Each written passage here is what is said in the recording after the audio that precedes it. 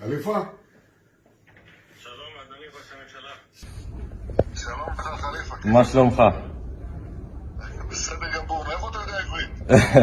למדתי בזום, אונליין אדוני. אתה מוכשר מאוד.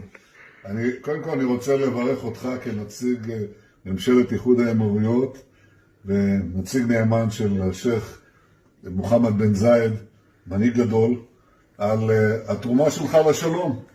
זה שלום היסטורי, אמרתי, זה לא רק בין מנהיגים, זה בין העמים, אתה מבטא את זה תרתי משמע. אז באמת מברוק ותודה רבה לך. תודה רבה לכל היהודים והישראלים באיחוד האמירויות, ואני מקווה לראות אותך בקרוב. אני מאוד מחכה לראות אותך גם באיחוד האמירויות, אבל אני רוצה גם לראות אותך פה.